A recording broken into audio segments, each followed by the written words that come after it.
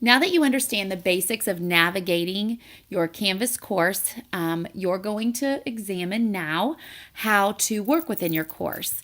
And you remember you get to your Canvas courses by going to yorktown.instructure.com and logging in.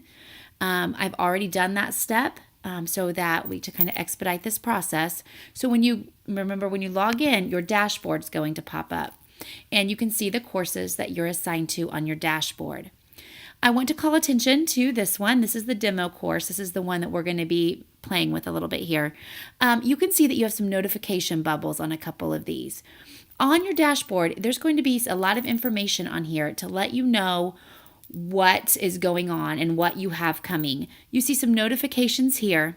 Also, you see on your to-do list, you have a couple of things that you have to do. So there's a couple of things that you have to address there. All information for all your courses will be on here. You can see these are both for the demo course that we're doing. This one is preparing for college and careers. Notice that there's only 2 courses available right now, and you have all of this information for just those 2 courses. So think about when you have 6 or 7 courses in there, it's going to be a lot of information. So you're going to need to be mindful to what's going on over here. So that'll help you a lot. Going back over to your course, this icon indicates that there's a new announcement for the course. This icon's announcements and this notification bubble lets you know that there's one announcement. So if I just click on that in and of itself, it's going to take you directly to the announcement page. Now remember, you can get to announcements over here in your course navigation as well. We talked about in the last video. All right, so my announcement says Busy Friday. It says there are a lot of assignments due this Friday. Check it out. Folks can reply to that. Usually on announcement, there really isn't any reply. It's the teacher's just wanting to let you know something. So you can see that that's what that announcement is. I'm going to go back to my dashboard now. This second one, this little speech bubble here, that's a discussion, and this indicates that a discussion has been posted. Anytime a teacher posts a discussion, you need to give that your attention for sure. So I'm going to go over and click on that now. And in the discussions, you can see that it's right there on top where it says back to school. Welcome to Biology 1, posted the discussion to let me know what you hope to learn in this course. So when you go into the course, into the discussion, you're just going to hit reply. And you're going to type your answer to your teacher. Now this shows you who posted it. Usually teachers only start discussions. There are some courses where students will be allowed to start discussions, but this shows you who. So when you reply, you're replying to that post. You can also reply to each other's, assuming the teacher sets it up that way. So that's always an option as well. So just a little, I hope to learn.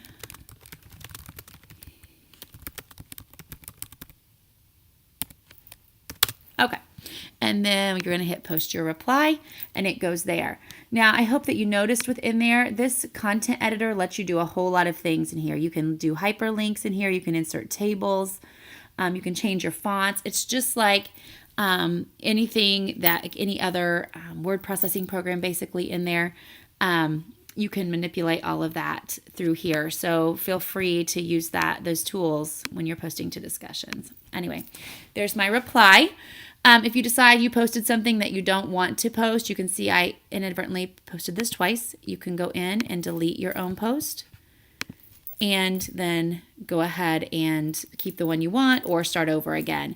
Note that it is going to be documented that you went in and deleted a post. So your teacher will be able to see all of that. Okay, so I'm going to go back to my dashboard one more time.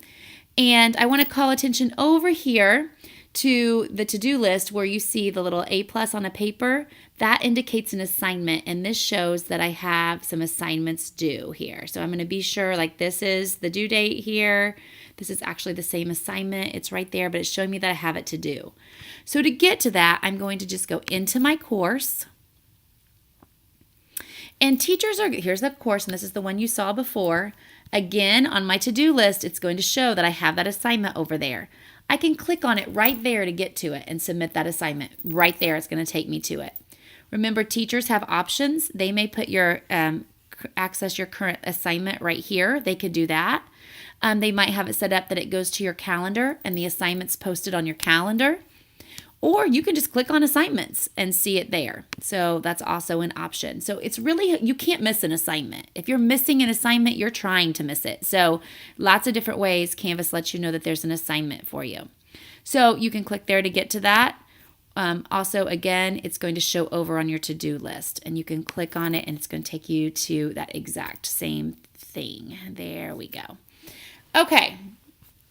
So right here where it says your back to school assignment, let me know your feelings about going back to school, draft a paper or create a presentation to share. It tells you when it's due. So I have until Friday by this time to do it. It tells me how much it's worth.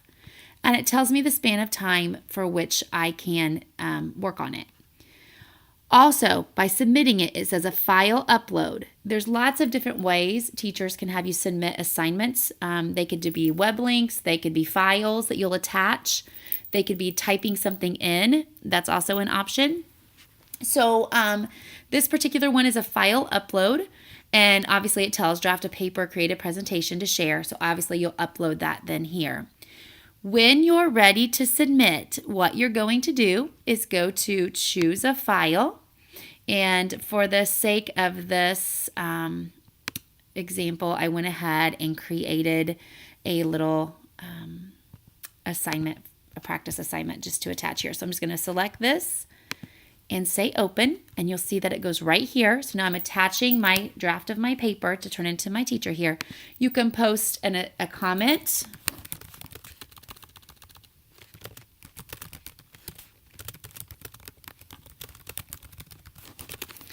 And then all you have to do is click submit assignment, and that then gets turned into your teacher. It tells you that you turned it in, and you may have the option to resubmit an assignment again. Teachers can set that up either way. So that's how you submit an assignment. So we've just covered announcements, we've covered assignments, we've covered discussions.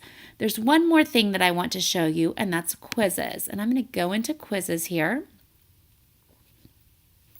And you'll see that there's assignment quizzes and then there's surveys. So that's two different kinds your teachers can give you. Tells you when the due dates are or when they're available through, how many points if there's a point value, and how many questions. When you're on quizzes, and again, your teachers may put these within your modules or they may just have you go to quizzes. It just depends on the teacher.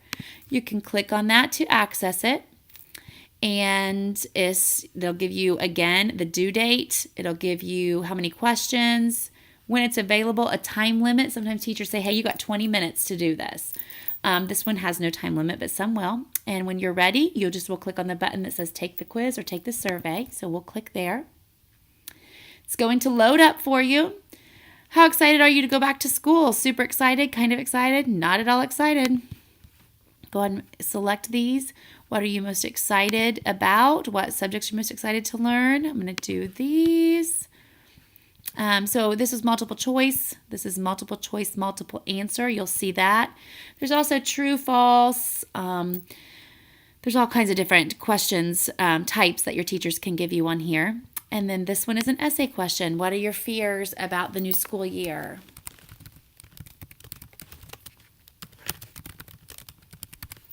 Can submit that, and then submit quiz. And when you do that, you are all done, and your quiz answers have been submitted. It'll say submission details. It took less than 1 minute to take this quiz, so your teacher can see how long you spent on there as well. And then all of these things your teachers will grade for you, and then you'll get feedback right within Canvas. So that is basically how you will use it. The one thing I did not cover on here exactly are modules, and that's how teachers organize their content. We kind of talked about that in our last video. All of these different things, assignments and discussions and quizzes, can all be part of that. So I showed them to you individually, but they can be kind of packaged together in modules too. Your teachers will do a great job explaining to you how they will use their Canvas course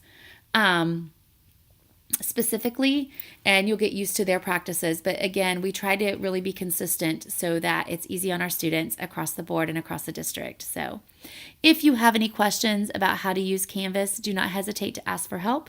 Simply contact the office and they'll get with the tech department to help you learn how to navigate the system even better.